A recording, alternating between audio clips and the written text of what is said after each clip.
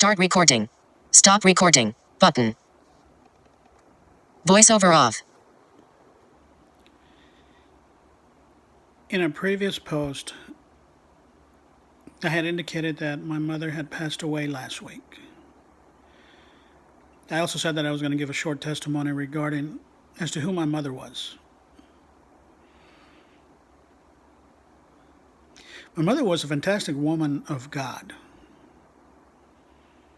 And she was, as my daughter put on her Facebook post, almost powerful. I'm not saying that she was close to being a God or anything like that. No, I'm just saying that in the spirit, she knew the authority that Jesus gave her. And she used that authority to ask many times over many things of him through prayer. And many times I heard her praying to God about me. You know, my mom became a believer in Jesus Christ back in 1980. And she never really wanted to become a Christian because she was content in her Catholic faith. And the reality is that she realized that being a Catholic was not what Jesus wanted her to be. And the only reason she came to Jesus was because she had a co-worker who was a believer back then. And I remember as a child, my mom telling me to tell her when she knocked on the door, let her know that I'm not here. And that happened several times over until my mom one day decided, okay, I'm going to listen to her. And she did. And she never looked back. Period. My mother was a fantastic woman of God for the last 40 years. She was made fun of and mocked by her friends and family who were Catholics, calling her names, thinking she was crazy. But you know what? My mom never did care. As a matter of fact, on the contrary, she prayed for them too. If you're reading this and you're a Catholic and you're a friend or family of my mom, she prayed for you, even though you made fun of her. If you still don't get it, don't blame her when the time comes. Because she did all she could to pray for your soul. What you do with it is your business. My mother was what everybody calls a prayer warrior. She knew how to pray. Many times I heard her pray to God in a pleading, yet demanding, yet expectant voice. She was an amazing woman. When I went through the darkest time of my life, she was there for me, even though I didn't appreciate it. She heard me when nobody else would. None of my family ever wanted to hear about the struggles that I was going through. None of my friends did either. But she did. She took the time to listen to me. And there were a couple of times that I broke out crying in front of her. It didn't matter to her, but it did hurt her to know what I was going through. She cared for me and my daughter tremendously. She would call on a weekly basis to see if we needed anything, especially money. Being on disability benefits, it's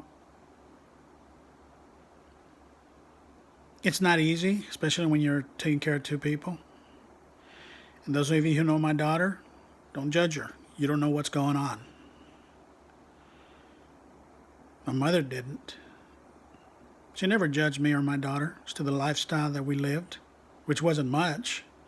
She just wanted to make sure we had everything and went without. It didn't go without. That was so important to her. See, what I found interesting is this. When I needed money, all I had to do was ask. And she'd send it to me. See, the strange thing about it is that my mother, like me, lived on Social Security benefits. In other words, she made less than any of my family combined.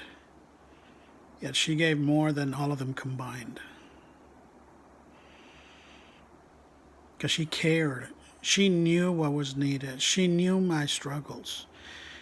But even more importantly, she knew that God would replenish what she spent on me many times over. She never worried about finances. She took the time out to take care of me, even when I was in my 50s. She knew my struggles. Can't say the same thing about the rest of my family. They were too busy living their lives. So be it.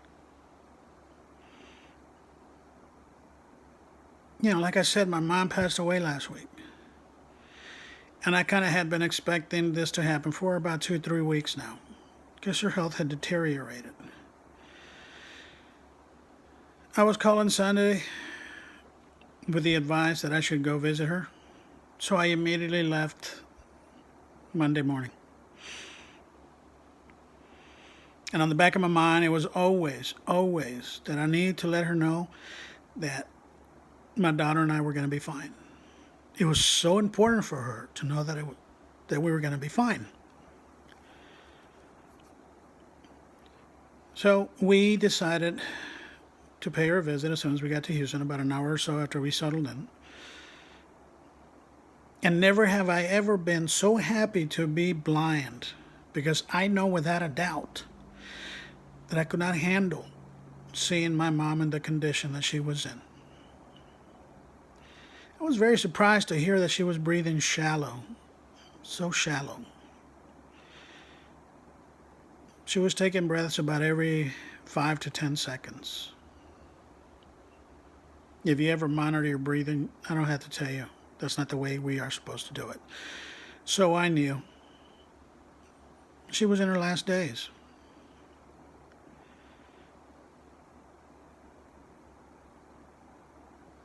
While I was there with her, I went up to her and I said, "Hey, Mom, you can go home now.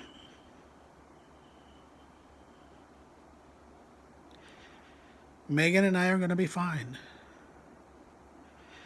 Because of what you taught me in the last 5 years of what it's like to be a real Christian, the Lord has rewarded me for it. So you can go be with Jesus, enter the kingdom, and don't worry about us. Keep praying for us, but don't worry," I told her. "You can go now."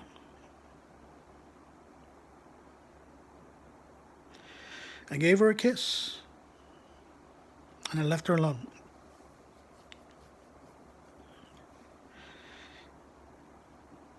You see, why I'm telling you this is because when I was speaking to her,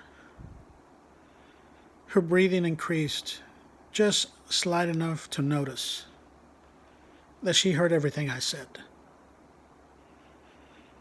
My fiance Mary told me that when her husband died, and she walked into his room, and she started talking to him, she could hear his heart rate increase on the monitors, even though he wasn't responding to her.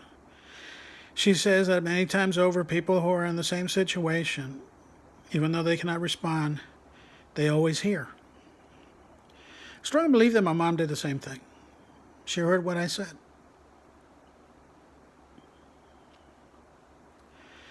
It made me realize that even up to the last hours, she was still praying to Jesus on behalf of me. She didn't stop praying for me, ever. And I can guarantee you that she didn't stop praying for any members of my family. She never stopped praying for any of those who made fun of her for being a Christian. She continued praying. She continued praying to the last, because she knew the power of prayer.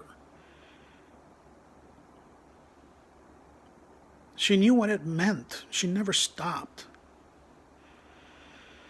We went back to the hotel room with the understanding that my sister should call me if my mom does go home. Now, being blind, I have settings on my phone where notifications and different things are read out to me since I can't see them.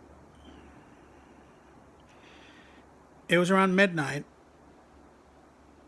and I heard my phone go, say, "New message from Imelda Rodriguez. Imelda Rodriguez is my younger sister. It read, "Looks like Mom has gone home." I immediately stood up on my bed. And I wanted to be sure that I heard right. So I asked Siri to read my text messages. And Siri said, "There are no new text messages." And I thought to myself, how can that be? I just got a message saying that looks like my mom has gone home.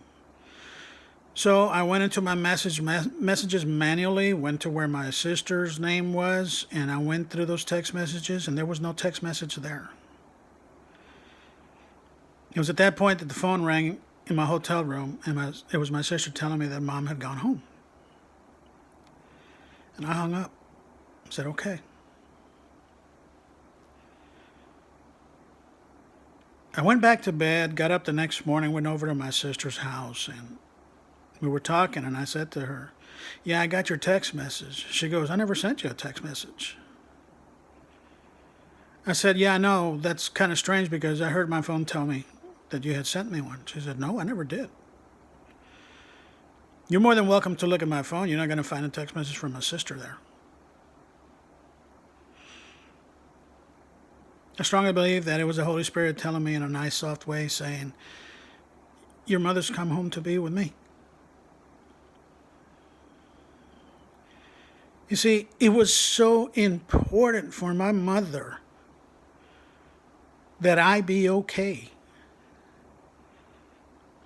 that she waited to see me and Megan, my daughter, before she went home.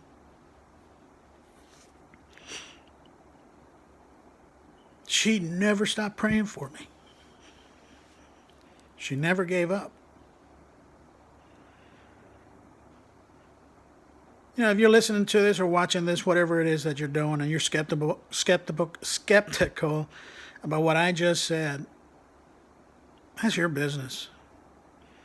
I believe the reason you like to be skeptical is because you don't want to surrender your life to Jesus, especially you who are religious types. You know who I'm talking about. That's your choice. But the one thing I learned from my mom is to continue praying for you. Our days are numbered. The current situation that we're all going through right now proves it. But if you still want to listen to this and not believe in God, that's on you. Because when the time comes, you're going to want to believe in God, but it will be too late. That is why my mother prayed for everybody. She prayed that I be saved. And I did become saved about 2 years after she did because I saw the transformation in my mom. She was a Catholic prior to that. Just like pretty much every other Catholic, going to church, being all pious, and then living a sinful life. It wasn't until she became a real Christian, not a religious Christian, not a Catholic Christian, but a real Christian, that she turned her life back on sin. Now, she wasn't perfect, but she did everything to try to be as sinless as possible. She went through struggles, but she never turned her back on Jesus. That's the one thing I can say about her. I don't know how she did it because I know I did, but she never did turn her back on Jesus. She went on and on and on. The result? 3 children that became to Jesus. One whose children, her oldest daughter, whose children have all come to Jesus, and the majority of their children have come to Jesus. I have a daughter who's with Jesus. All because my mother prayed for all of us, and she never stopped. You don't want to believe this is true? You don't want to believe about the text message? You don't want to believe that God exists? That's up to you. But you know what? My mother can prove you wrong 10 times over just by the life she led and by the fact that she waited till I told her that I was fine before she went home. She let her faith continue to be in her until her last breath.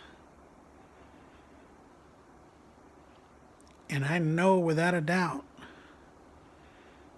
that Jesus told her, it's time to come home, good and faithful servant. Voiceover on. YouTube. Back. Button.